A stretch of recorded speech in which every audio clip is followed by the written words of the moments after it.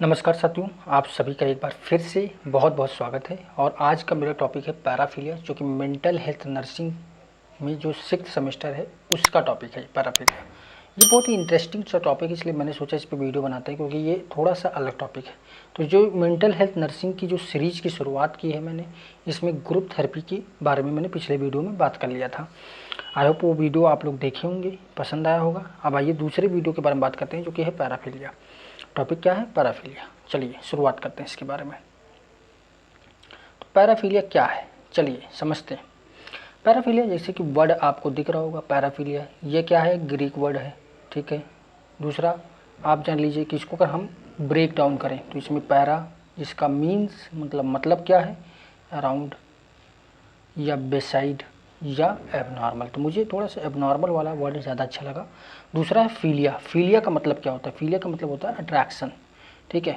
तो पूरा मिला के हम क्या कहेंगे? एबनॉर्मल अट्रैक्शन, ठीक है। आप लोगों को समझ में आ गया कि पैराफीलिया का मतलब क्या होता है? एबनॉर्मल अट्रैक्शन होता है। अभी आगे चल के हम इसको और अच्छे से एक्सप्लेन करेंगे। चलिए इसमें हम आपको अच्छे से एक्सप्लेन करके बताते हैं। हमने यहाँ निकाला था कि एबनॉर्मल क्या है? अट्रैक्शन है। तो अब अट्रैक्शन समझते हो क्या होता है? अट्रैक्शन मतलब सेक्सुअल अट्रैक्शन, एबनॉर्मल अट्रैक्शन। भैया देखो, साइंस की भाषा में लव वव नहीं होता है कुछ, साइंस की भाषा में अट्रैक्शन होता है सिर्फ। और अट्रैक्शन किस प्रकार का? एक फीमेल का मेल के साथ सेक्सुअल अट्रैक्शन होगा, कोई लव वव जैसी कोई कंडीशन नहीं होती है। तो यहाँ पर ये बेसिकली इसलिए बता दे रहा हूँ क्योंकि ये बहुत इंपॉर्टेंट हो जाता है यहाँ पर, है ना, कि लव वव की कंडीशन है। भाई लव वव की कोई कंडीशन नहीं होती यहाँ पे, एबनॉर्मल किसी कंडीशन अट्रैक्शन है। अच्छा, पैराफिलिया क्यों कहा गया? पैराफिलिया इसलिए कहा गया क्योंकि ये भैया सेक्सुअल अट्रैक्शन है, वो भी एबनॉर्मल है। मतलब एक ऐसी कुछ थॉट प्रोसेस सेक्स को लेके जो समाज में एक्सेप्टेबल नहीं है। समाज में क्या है? एक प्रकार की एबनॉर्मल है एक्टिविटी और समाज में एक्सेप्टेबल नहीं है, ठीक है। ऐसी एक्टिविटी को क्या बोलते हैं? एबनॉर्मल अट्रैक्शन बोलते हैं। ऐसी एक्टिविटी अगर हो रही है, ऐसी थॉट प्रोसेस किसी पर्सन में हो रही है, तो उसको हम पैराफिलिक पर्सन बोल सकते हैं। आगे बताएंगे कि किनको बोलेंगे, भाई सब में होती है ये चीज़, ठीक है। सोचो भी फिलहाल। चलिए आइए आगे बढ़ते हैं। आगे डिफिनीशन। भाई अगर डिफिनीशन ही नहीं पता होगी तो कैसे लिखोगे एग्जाम में? तो डिफिनीशन जानना बहुत ज़रूरी है। सबसे पहले है कि साइकोसेक्सुअल डिसऑर्डर है, ये वर्ड समझ लीजिए आप। साइकोसेक्सुअल डिसऑर्डर, साइको मतलब क्या? आपके थॉट प्रोसेस से रिलेटेड है, आपके परसेप्शन से रिलेटेड है।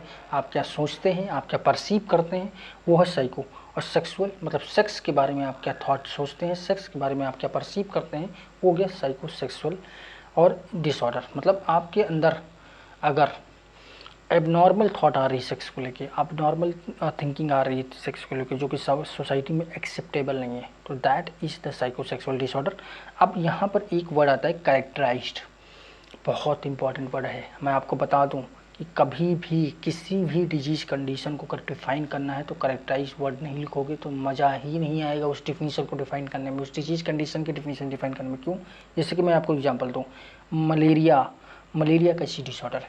Malaria is a protogenic disorder. मैंने कहा कि मलेरिया एक प्रोटोजेनिक डिसऑर्डर है, बट करेक्टराइज्ड बाई कि उसमें रिकरेंट फीवर होता है या परसिस्टेंट फीवर होता है, ये चीज़ें उसमें नहीं लिखोगे तो आप मलेरिया को पूरी तरह डिफाइन नहीं कर पाओगे।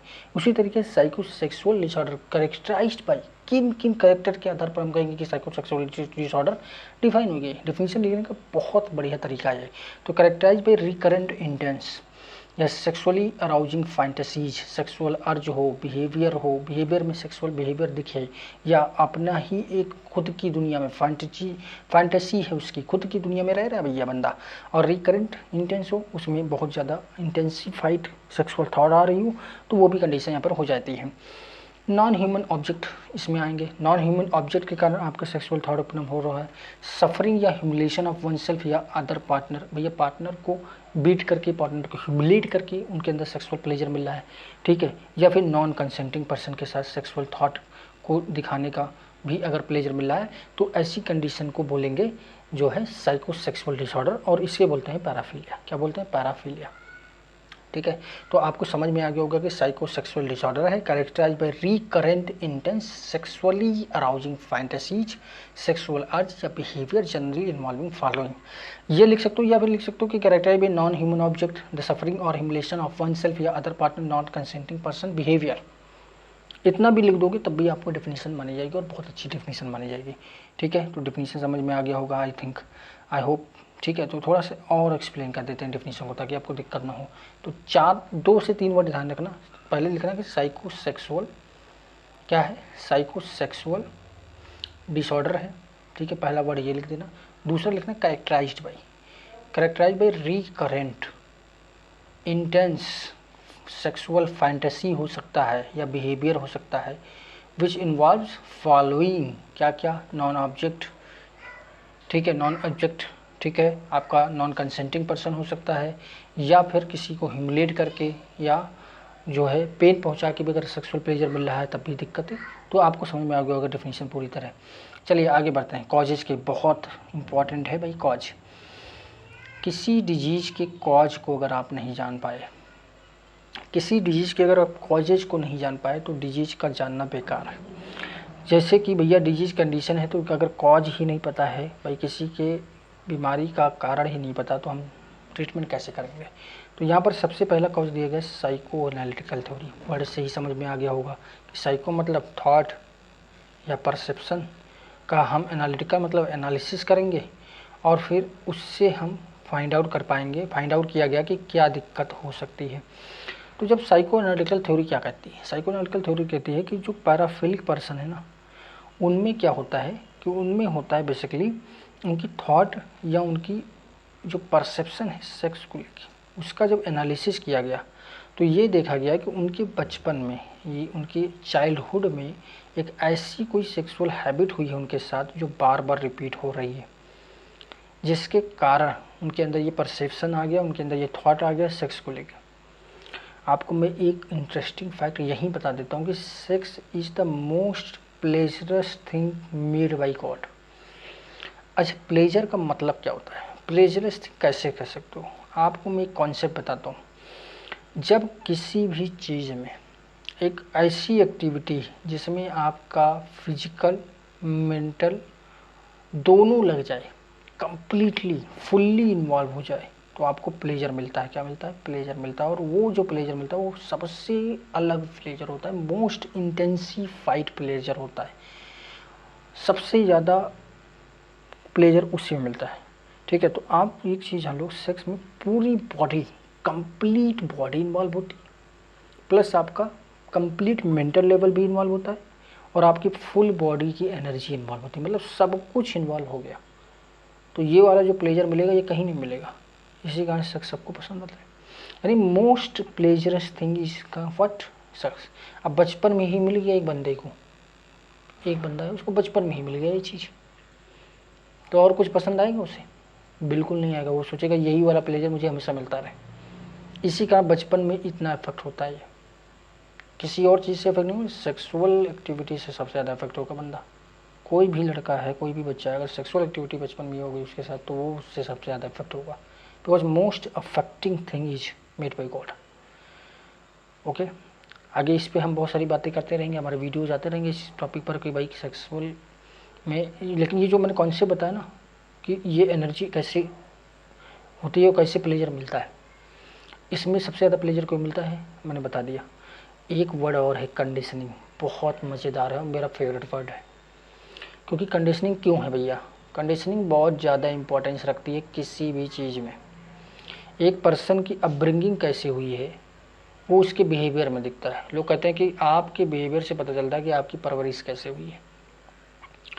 तो जो परवरिश है ना उस पर्टिकुलर पर्सन की, उस पर्टिकुलर पर्सन की जो अपब्रिंगिंग है वो उसकी कंडीशनिंग से पता चलता है। एग्जाम्पल लेता हूँ, एग्जाम्पल में जैसे एक घर ले लूँ, ठीक है, एक पर्टिकुलर हाउस ले लिया जिसमें पढ़ाई का माहौल है, बाहर के पढ़ाई का माहौल है, हर कोई सिर्फ पढ़ाई की ही बातें करता है। सब लोग पढ़ाई को इतने इंपॉर्टेंस देते हैं कि चारों तरफ से पढ़ाई होती है, कोई मैथ पढ़ रहा है, कोई साइंस पढ़ रहा है, कोई क्वेश्चनिंग कर रहा है, कोई जीके पढ़ रहा है, कोई डिबेट करने के लिए अपनी प्रिपरेशन कर रहा है उस घर में। तो उस घर में जो बच्चे होंगे क्या करेंगे, वो भी पढ़ाई करेंगे, उनके अंदर भी पढ़ाई को लेकर थॉट प्रोसेस डेवलप होगी, उनके अंदर फिर पढ़ाई को लेकर इंपॉर्टेंस डेवलप हो जाएगी। तो इसे कहते हैं कंडीशनिंग। अब एक मैंने पहले ही बताया कि सेक्सुअल एक्टिविटी ही कि अब एक घर है जिसमें सेक्स को लेकर बहुत सारी बातें होती, बद्दी बद्दी गालियाँ देते हैं एक दूसरे को, लोग ह्यूमिलेट करते हैं, सेक्सुअल बातें करके लोग एक दूसरे से प्लेजर लेते हैं। तो बच्चे भी तो हैं उस घर में, तो उनको भी तो मज़ा आएगा, because sexual topic is most favourite topic of everyone, because इसमें सबसे ज़्यादा प्लेजर मिलता है, मैं पहले ही बता चुका हूँ क्यों मिलता है pleasure.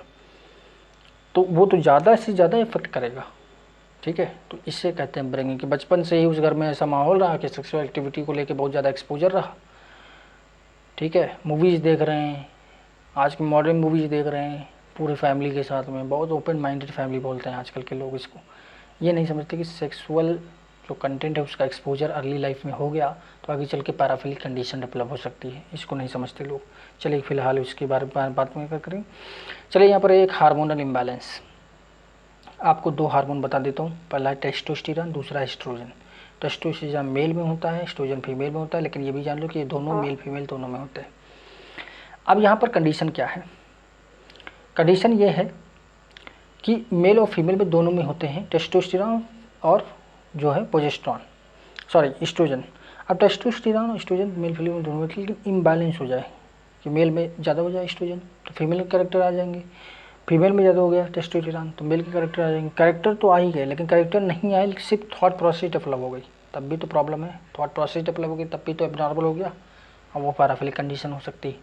Social causes, social causes का मैंने पहले भी बता दिया था कि आपके पास एक पर्सन है जिसके पास जॉब ही नहीं है, बेला बैठा हुआ है, जियो है उसके पास, ठीक है, क्या करेगा, सब लोग उसको ह्यूमिलिएट कर रहे हैं, समाज में उसको बिच कर रहे हैं, बार बार टोक दे रहे हैं। घर पे रहता है, ठीक से खाना नहीं, खाना खा रहा है, बैठा है, टोक दिया, कुछ कर ही नहीं पाया जिंदगी में, तो चुपचाप रूम में बैठ जाएगा ना। वो डिप्रेशन का रूम में बैठा है तो क्या करेगा, कौन ही देखेगा भाई, सबसे ज़्यादा मज़ा उसको उसी में मिलेगा, तो वही तो देखेगा।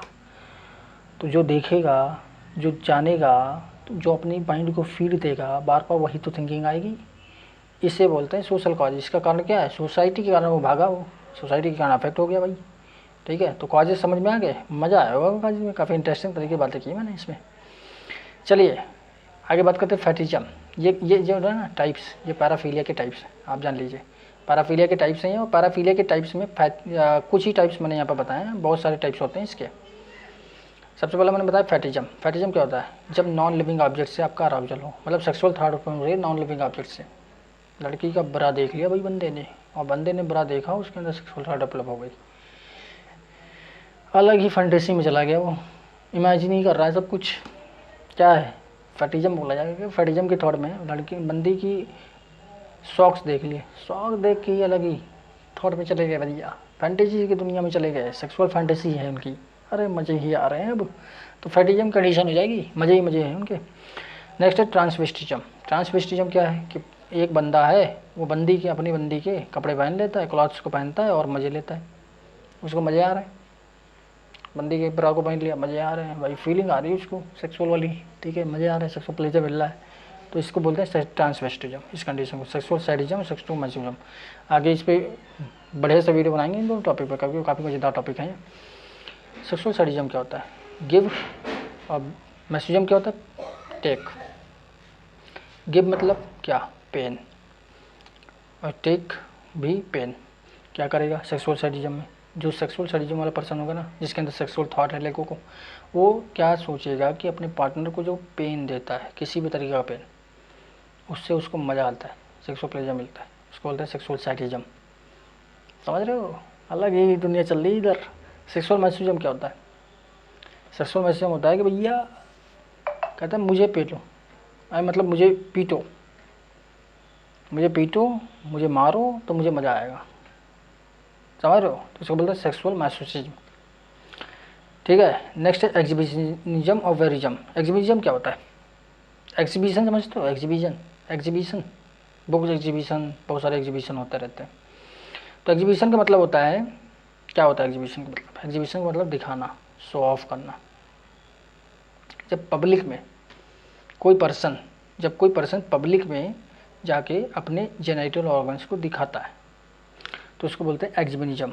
और वेरिज्म क्या होता है, वेरिज्म और अच्छा है, जब कोई पर्सन है किसी लड़की को नेक्ड देखे और सेक्सुअल अराउजल पूरा करे, आय है, तो वेरिज्म। मेरी कंडीशन नहीं है, आय कर दिया, गलत मत समझ लेना, ठीक है, तो वेरिज्म कंडीशन हो जाएगी, समझ रहे हो। तो ये सब कुछ थे टाइप्स। चलिए आगे बढ़ते हैं, ट्रीटमेंट की बात कर लेते हैं। ट्रीटमेंट क्या है भाई, कारण पता कर लिया, प्रकार पता कर लिए, टाइप्स, ठीक है। चलिए बिहेवियर थेरेपी पहला, अरे भाई उस पर्सन के बिहेवियर को ऑब्जर्व करो। बिहेवियर थेरेपी क्या है, बिहेवियर सबसे पहले समझ लो, जब हमारा इमोशन हमारे किसी एक्टिविटी से अटैच हो जाए तो उसको बोलेंगे बिहेवियर, ठीक है। तो एक भैया पैराफिलिक पर्सन है, उसके बिहेवियर को हम 24 आवर बिहेवियर को ऑब्जर्व करेंगे। क्यों? क्योंकि हम देखना चाहेंगे कि एक पर्टिकुलर कौन सा समय है जिस समय में इसके अंदर सबसे ज़्यादा सेक्सुअल थॉट उत्पन्न होती है, ठीक है। और कौन सा ऑब्जेक्ट है जिसके कारण, कौन सा एक फैक्टर है जिसके कारण उसके अंदर सेक्सुअल थॉट उत्पन्न होती है। तो ये सब जब हम ऑब्जर्व कर लेंगे, मान लो वो पर्सन है 12 बजे उसके अंदर सेक्सुअल थॉट आ जाती है, दिन के 12 बजे, तो 12 बजे हम उसको डाइवर्ट करेंगे ना भैया, कि उसको इस चीज़ से डाइवर्ट करने के लिए कुछ ऐसी एक्टिविटी दो जिससे वो उस चीज़ से डाइवर्ट हो जाए। खेलने भेज दो उसको, मैच खिलाने भेज दो 12 बजे, ठीक है। तो बिहेवियर थेरेपी में इस तरह की ट्रीटमेंट किया जाता है। दूसरा साइको एनालिसिस करेंगे। साइको मैंने पहले ही बताया, साइको वर्ड जहाँ भी आए थॉट और परसेप्शन को ले लेना मेरे बच्चों, थॉट और परसेप्शन को ले लेना। साइको एनालिसिस करेंगे, थॉट का एनालिसिस करेंगे, परसेप्शन का, भैया थॉट क्यों ऐसी है इसकी, थॉट क्यों करते हैं भैया, जान पाएंगे ना कि ऐसी थॉट क्यों है, क्या कारण है भाई, ऐसे कौन सी इंस्टिंक्ट है, एनवायरनमेंट क्या है, ऐसी कंडीशनिंग क्या है भाई कि उसके अंदर ऐसी थॉट आ रही है। तो उसको जान लेंगे तो उसको ख़त्म कर देंगे, है ना। ड्रग थेरेपी लास्ट में दे देंगे, एंटी साइकोटिक, ताकि थॉट को थोड़ा सा स्टॉप किया सके और उसकी थॉट को थोड़ा सा स्लो किया सके, ताकि ऐसी कोई थॉट ही ना आए, ठीक है। समराई कर दें टॉपिक को, मज़ा आ गया होगा हमें लगता है, आई होप आप लोगों को मज़ा आया होगा। काफ़ी इंटरेस्टिंग टॉपिक भी है। पैराफिलिया क्या होता है? Paraphilia refer to intense persistence sexual interest, urge, behaviour involve atypical objects हो सकते हैं, इसमें सिचुएशंस हो सकते हैं, इंडिविजुअल्स हो सकते हैं। Culturally accepted sexual behaviour, common forms of including जैसे फेटिज्म है, वेरिज्म है, एक्जिबिशनिज्म है, फोर्ट्रिज्म है, मैसोचिज्म है, पीडोफिलिया है। समरी है ये बेसिकली, ठीक है। समरी में कुछ ज़्यादा होता नहीं है, समरी ऐसे पढ़ लेना, आगे समझा ही दिया। समरी का मतलब क्या, जो पढ़ाया वही समराइज कर दिया, है ना। चलिए इंटरेस्टिंग फैक्ट पे आते हैं, ये बहुत इंपॉर्टेंट है और ये हमेशा वीडियो के लास्ट में मिलेगा कि इंटरेस्टिंग फैक्ट क्या क्या है भैया। पहला है कि रिसर्च में पता चला है कि जो पैराफिलिया कंडीशन तो मेल में सबसे ज़्यादा होती है। और एक चीज़ और, 6 मंथ से ज़्यादा, 6 मंथ जब continuous persistently sexual abnormal thought आए तभी पैराफिलिक कहा जाएगा पर्सन। ऐसे नहीं कि सब में आ रहा है, भाई सब नॉर्मल है, सेक्सुअल एबनॉर्मल थॉट्स किसी में भी आ सकती है, ऐसा नहीं कि केवल एक ही पर्सन में आती, लेकिन कंटिन्यूस 6 मंथ अगर आ रही है तब है पैराफिलिक, उसके पहले पैराफिलिक नहीं है। तो ये तो कुछ इंटरेस्टिंग पार्ट है। अब वीडियो का अंत करते हैं यहीं पे। आई होप आप लोगों को वीडियो बहुत पसंद आया होगा। अगर पसंद आए तो लाइक करें, सब्सक्राइब करें, ज़्यादा से ज़्यादा लोगों तक शेयर करें ताकि हमें मोटिवेशन मिलता रहे और हम नए नए वीडियो बनाते रहें। वीडियो को अंत तक देखने के लिए आपका दिल की गहराइयों से बहुत बहुत धन्यवाद।